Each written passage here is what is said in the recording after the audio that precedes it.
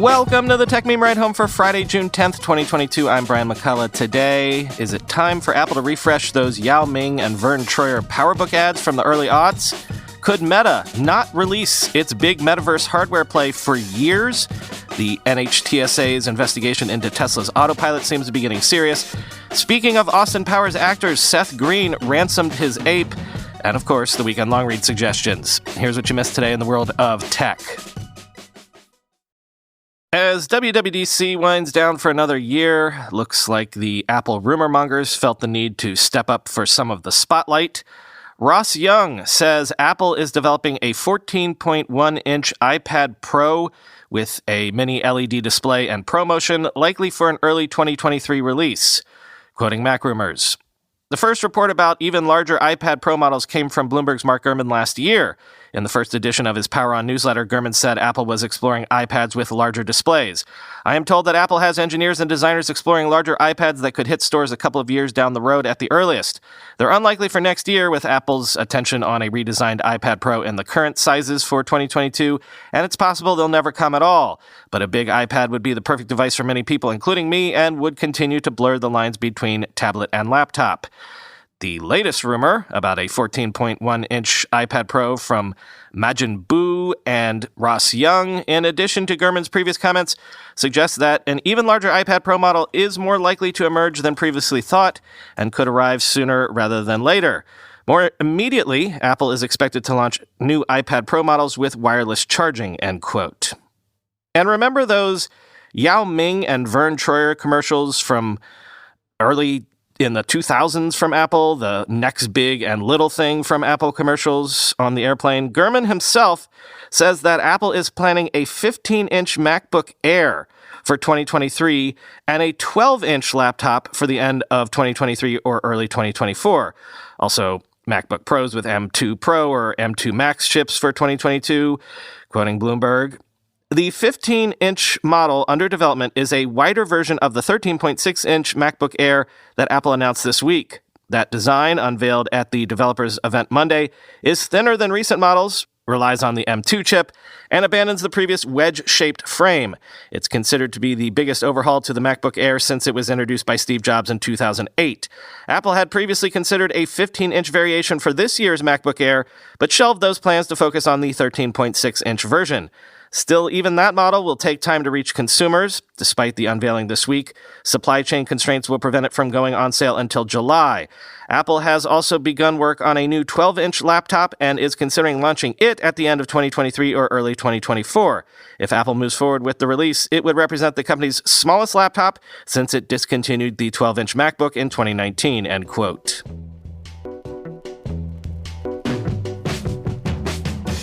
Not sure at all what to make of this. A source is telling the information that Meta has decided not to release the first version of its AR glasses, originally scheduled for 2024, to instead focus on the second version, with a release for that unlikely for years. Quote, Meta has decided to not commercially release what was to be the first version of the AR glasses, codenamed Project Nazar, which was reportedly scheduled to launch commercially in 2024. The glasses are expected to become a demonstration product instead, according to a person familiar with the matter. Meta now plans to prioritize what was going to be the second version of the glasses, internally codenamed Artemis. The shift means Meta is unlikely to release a version of the glasses for several years. At the same time, the AR software team working on the Nazar glasses will focus on building a software development kit, according to people familiar with the matter. Such kits typically consist of software tools and programs that developers can use to build apps for devices, end quote. So this is either partially corroborated or contradicted by Alex Heath in The Verge, who says sources have told him that Meta will distribute the first version of its AR glasses, codenamed Orion, exclusively to developers, helping them build software for future devices. Quote, Meta has decided to not sell the first version of its full-fledged AR glasses codenamed Orion and will instead distribute them to developers so they can build software experiences for the device in future versions, a person familiar with the matter told The Verge. The company is also shelving plans to release a smartwatch with a detachable display and 2 cameras in favor of a design better suited to control a later version of the glasses. The first version of the AR glasses, which have been in development for 3 years, was always going to be geared toward developers and early adopters, but executives hadn't decided whether to sell them broadly until now, the person said.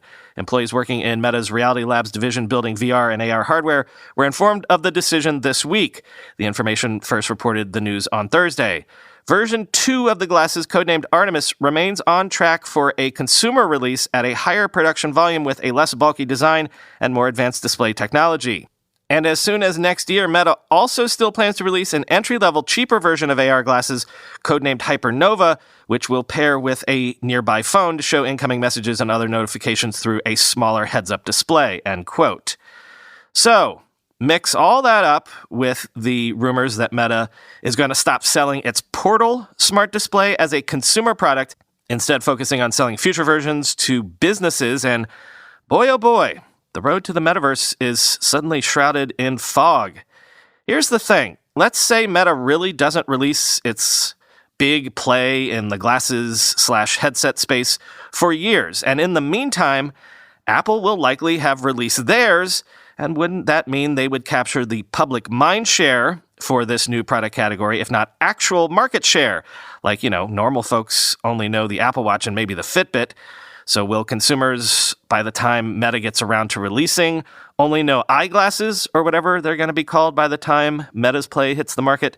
If so, that's wild, because remember, all Zuck really wants is his iPhone moment, his chance to define and own a new market and the platform to go along with it. If I were a Facebook shareholder, I'd be worried that maybe Apple's going to eat his lunch, and given all of the money that's being poured into this as sort of a long-term Hail Mary play, I'd be kind of really nervous.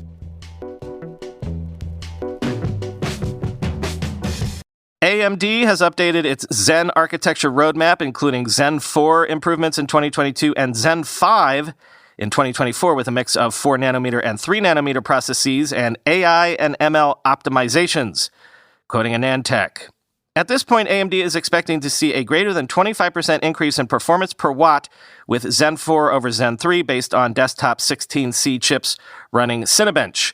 Meanwhile, the overall performance improvement stands at greater than 35%, no doubt taking advantage of both the greater performance of the architecture per thread and AMD's previously disclosed higher TDPs, which are especially handy for uncorking more performance in MT workloads. Meanwhile, carrying AMD's Zen architecture roadmap into 2024 is the Zen 5 architecture, which is being announced today. Given that AMD isn't yet shipping Zen 4, their details on Zen 5 are, understandably, at a very high level. Nonetheless, they also indicate that AMD won't be resting on their laurels and have some aggressive updates planned. The big news here is that AMD is terming the Zen 5 architecture as an all-new microarchitecture, which is to say, it's not merely going to be an incremental improvement over Zen 4, end quote. Also, AMD's upcoming RDNA 3 GPU architecture will apparently use a chiplet design and target a greater than 50% performance per watt uplift versus RDNA 2. The first chips of these are coming in 2022.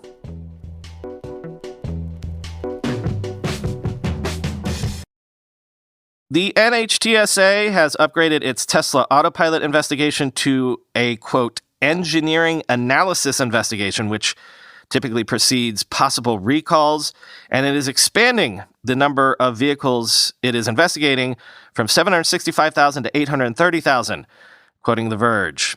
This next phase will involve additional tests and crash analyses to, quote, explore the degree to which autopilot and associated Tesla systems may exacerbate human factors or behavioral safety risks by undermining the effectiveness of the driver's supervision, the National Highway Traffic Safety Administration, or NHTSA, said in documents posted on its website Thursday. The NHTSA is also expanding the number of Tesla vehicles that could be affected by the investigation from 765,000 to 830,000. The probe covers Tesla Models S, X, 3, and Y vehicles that were released from 2014 through 2021. The agency is looking into 16 crashes in which Tesla owners using autopilot crashed into stationary emergency vehicles, resulting in 15 injuries and 1 fatality. Most of these incidents took place after dark, with the software ignoring scene control measures, including warning lights, flares, cones, and an illuminated aero board, end quote.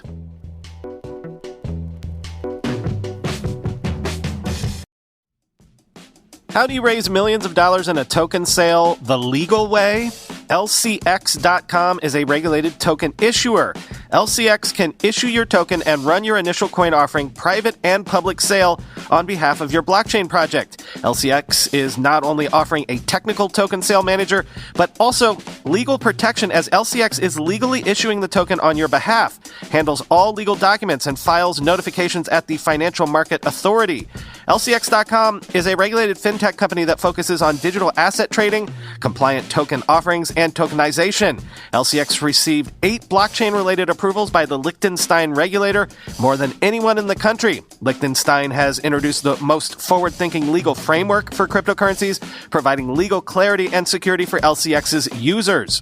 LCX offers a centralized crypto exchange, a powerful DEX aggregator, the Liechtenstein protocol, and Diamonds.com, the leading NFT marketplace for real-world diamonds as asset-backed NFTs. Get exclusive info about LCX's one-stop solution for your token sale. Go to lcx.com/ride. That's lcx.com/ride.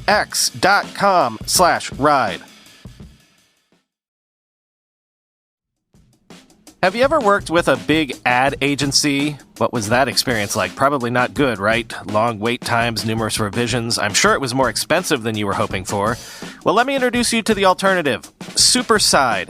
Superside is your one-stop shop for good design. Superside is a unique design subscription service that combines top designers from around the world with purpose-built technology and the rigor of design ops to deliver a game-changing experience for you. Superside is 20 times faster than hiring an in-house team. Costs are lower by up to 50%, and you can ship your designs 70% faster. Easily scale your design output with an elastic, dedicated team of top designers and project managers. Add adequate capacity during busy times and big projects without increasing headcount. Subscription plans start at $3,000 a month. All plans include dedicated design teams with a full range of capabilities, project managers who serve as single points of contact, same-day turnarounds when needed, and of course, access to their purpose-built tech. Get more than $3,000 of free credit on annual plans, and listeners get 1 month free on any plan when you sign yearly. Go to superside.com/techmeme to get 1 month free when signing yearly. Superside.com/techmeme. Seth Green has gotten his Bored Ape back after losing it to a phishing scam. Transaction records suggest Green may have paid 165 ETH, worth around $297,000, to a Mr. Cheese in order to get his ape back. I'm going to say that that's a sentence that would make no sense to anyone if I went back in a time machine and reported this story back in 2015. Quoting BuzzFeed News. The exchange appears to have occurred by way of a crypto escrow platform called NFT Trader, where records reveal the ape departing Cheese's wallet and eventually landing in the Fred Simeon account that presently contains it. Green has previously stated that he named the ape Fred Simeon and seemingly runs a Twitter account created for the character.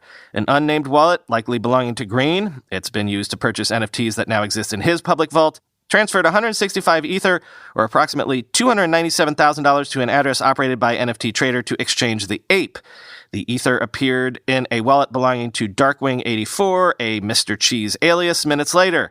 The transaction suggests Green may have repurchased the ape for nearly $100,000 more than Cheese originally paid for it, despite threatening to sue Cheese if they refused to return it to him. A real bummer for anyone who had their fingers crossed for a Green v. Cheese lawsuit. Worth noting, Green recently tweeted that he had made contact with Cheese on May 25th following numerous appeals from the actor to return the ape, end quote.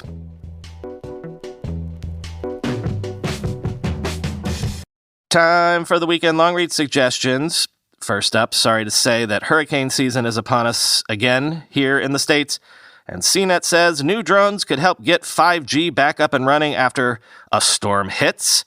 Quote, over the past few years, AT&T has stabilized coverage at disaster sites by driving in trucks called cows, or cell on wheels. It later expanded the approach with a fleet of flying cows, or cell on wings, that provide network service to larger areas. Last month, AT&T began testing its first 5G-equipped flying cows, so its aerial networks ultimately can connect to more people and devices than with earlier 4G technology. Its test took place in a remote part of Missouri, far from any other mobile networks. AT&T expects its 5G flying cows to be available in about a month as the company upgrades its drones and the fiber optic tethers that link them to the trucks that serve as communication and power bases.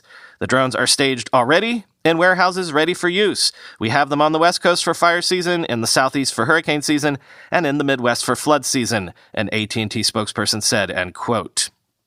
Then, Forbes has a profile of Palmer Luckey, and for whatever you think of his sometimes controversial personality, the dude clearly seems to be onto something by essentially creating a 21st century defense contractor with his $8 billion defense tech startup, Anduril. Quote, Anduril, which generated an estimated $150 million in revenue last year, develops much of its technology on its own dime, a high-stakes wager that inverts how military contractors normally operate. Rather than waiting for the Department of Defense to launch a multi-year process of defining tech requirements and inviting bids to develop prototypes, Anduril plows ahead and makes weapons and surveillance systems that it believes the government will want as long as they work. We want to be the company that when the DoD needs something, we're the first people they think of, says Luckey. 2 previously undisclosed projects, a fast armed drone that Luckey says is intended in some cases to replace manned fighters in the job of scrambling to intercept air zone violators. Then there's a large surveillance drone, shown on the condition that it not be described in detail, designed to launch and land vertically, making it runway independent, and to fly long distances autonomously, making it seemingly suited for the vast reaches of the Pacific. There's no formal Pentagon request for either, end quote. The New Yorker takes a look at one disgruntled hacker that allegedly might have, basically given away the CIA's crown jewels of secrets in nothing more than a fit of pique. Quote, the FBI began an investigation and agents began working around the clock, but an atmosphere of paranoia enshrouded the inquiry. One FBI agent described how a CIA officer who was approached for an interview reacted with reflexive suspicion, pointing out that anyone, quote, can say they're an FBI agent. The Bureau was pursuing what it calls an unsub or unknown subject investigation. Quote, a crime had been committed. We didn't yet know who had committed it. One of the lead investigators, Richard Ivanchek, later testified. Fairly quickly, the agents ruled out a foreign power as the culprit, deciding that the unsub must be a CIA insider. They zeroed in on the classified computer network from which the data had been stolen and on the agency employees who had access to that network. Among those who did were the OSB hackers on the 9th floor of the agency's secret cyber installation in Virginia. This was a befuddling prospect. The OSB engineers devoted their professional lives to concocting clandestine digital weapons. Making public the source code would render their inventions useless. Why destroy your own work? As the FBI interviewed members of the team, a suspect came into focus. Joshua Schulte, Voldemort. He had left the agency in November 2016 and was said to have been disgruntled. He now lived in Manhattan, where he worked as a software engineer at Bloomberg. As Schulte was leaving the office one evening, Ivanchek and another FBI agent intercepted him. When they explained that they were investigating the leak, he agreed to talk. They went to a nearby restaurant, Pershing Square, opposite Grand Central Terminal. Schulte may not have realized it, but the other patrons seated around them were actually plainclothes FBI agents who were there to monitor the situation and to intervene if he made any sudden moves. Schulte was amiable and chatty, but when Ivanchek looked down, he noticed that Schulte's hands were shaking, end quote.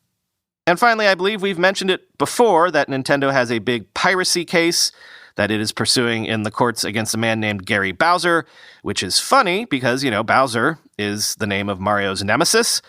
But Kotaku says there's a ton more pathos to this case than humor. Quote, none of the above changes the fundamentals of the story or Bowser's guilt. The man committed a crime, knows he did, and has been punished for it. But like I said, it does provide some context for the events beyond man does crime, and maybe helps show that cases like this are more complicated than press releases sent out by Nintendo and federal authorities are capable of getting across, end quote.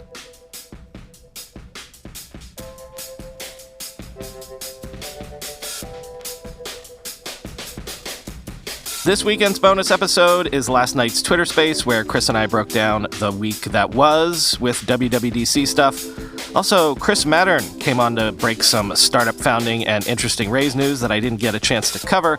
And at the end, I finally tell y'all about how my transition to this Mac Studio has gone. Enjoy all that. Talk to you on Monday.